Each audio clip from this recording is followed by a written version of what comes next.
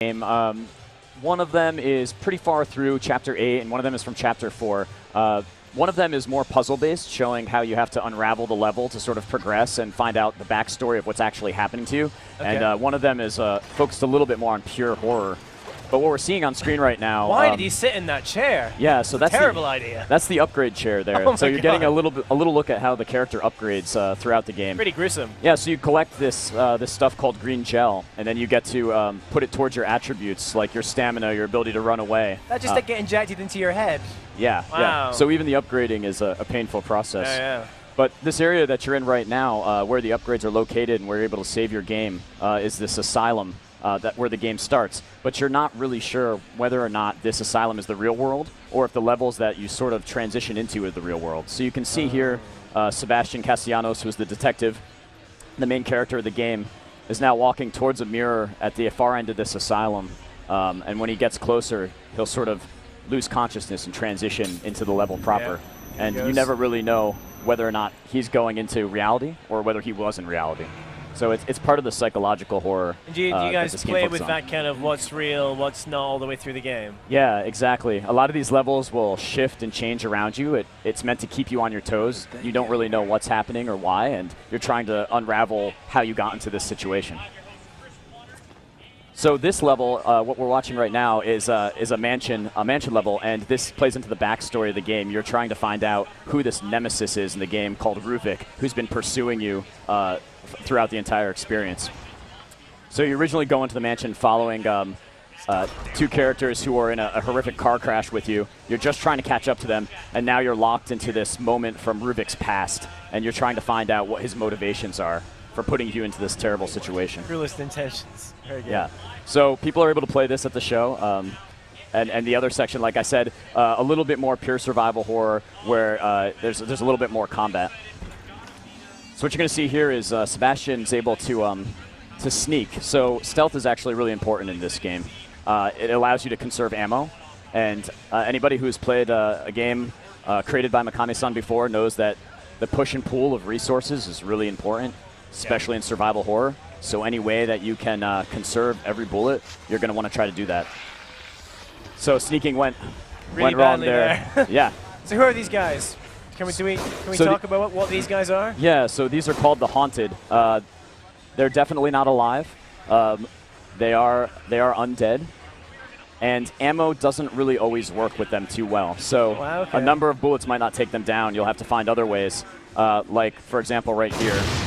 There's a proximity mine on the wall there, and what we did is waited for one of the Haunted to walk towards it and then set it off at the last moment to take him out. I admit that made pretty quick work of him. That's good. Made good work of him. So the push and pull of resources plays into a lot of parts of this game, but what you're seeing right now is the character Ruvik, this main nemesis in the game, will appear throughout this level and pursue you. There's absolutely no way for you to harm this character. So your best bet now is just to run, and if he catches up to you, you're a goner. Oh, really? It's game over if he gets you. It's game over if he gets towards you, and even if you turn around and fire at him, we're showing it here for a little bit for dramatic effect, but if you shoot at him, he'll then teleport closer to you if you land a hit, and you'll die even faster. So there's many moments in this game where your only option is to turn tail and try to escape. Oh man, and he can. He's not constrained by normal physics, so he's allowed to just appear. No, not at all. You get that classic horror movie vibe where there's this unstoppable force coming at you. There's nothing you can do but try to escape. Yeah. So you can see what happened there is, you have to run away from him, but he pushed us right into another confrontation. That guy has like a spear in his face or something. That can't be good. That can't be good. So right there, there's an example of lighting the enemies on fire. Oh, right, okay. So you may not take a guy out with bullets. You do have another option, which are matches. Matches are a limited resource as well, so you can use those to conserve ammo. And something else that's pretty interesting is the health packs. The full health packs that give you the most amount of health back to your character also have this effect that severely distort your field of view. And you can see why that might be a problem right here. Oh, wow. So yeah, nothing's really for free in this game, is it? Nothing's for free, nothing's safe, and you really have to think through how you're going to approach each section because all of the health that he got back, he then lost because he was attacked during that loss of field of view. So you were saying, you mentioned you've had a few people at your booth, yelping and screeching their way through this demo. So what's your approach to your kind of ethos to creating horror and the evil within? Because like there's a bunch, horror genre is growing. There's been some great examples of horror games that have, famously really hit home with people like Slender was, really popular. And, yeah. And but then like what's, some people go for jump scares, some people go for other stuff. Like what's like this? Like. So that wow. section is great. What That's you're trying to do good. there in a very short amount of time is hit that top light to stop being pulled toward the grinder, so you have a very limited amount of time to get yourself out of that trap. But I think really the ethos behind the Evil Within is, if you've ever played a game from Mikami-san, you know that it's really all about balance. It's all about management of resources and this building tension. So I think the game is sort of best described by the scenario where you go into an area, you have 3 enemies and 2 bullets, and now you need to figure out how you're going to get through. And there are a lot of options open to you, but they're all based around this overbearing tension of how do you solve that problem. And once you get past that section, what's going to be just around the corner? So you may go forage for more resources to tackle that issue, but in looking for those resources, you're going to encounter something just as awful. So you have this tension building throughout the game as you're trying to advance and solve this puzzle and solve the mystery of why you're in this situation, what happened to you. So you're trying to kind of constantly add to that sense of foreboding, exactly, of yeah. this building dread. Yeah. So that's quite interesting because I do.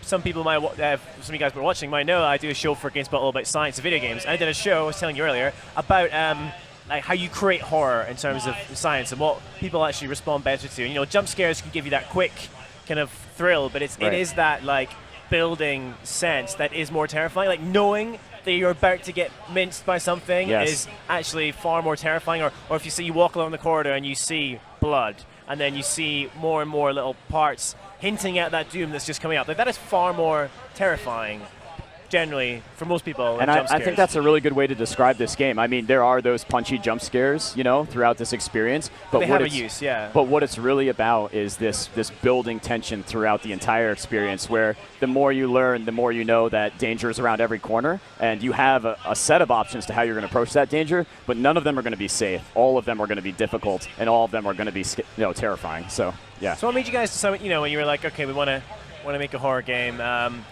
what made you go third person, like as opposed to first person? That was completely up to Mikami-san, yeah. And I think he has a great history with that type of game. And for him, this was really a return to form, an opportunity to go back to the genre that he really founded. He's like, the grandfather of survival horror, and this is sort of his ultimate vision of survival horror. Fantastic, fantastic. So when can we expect to see more?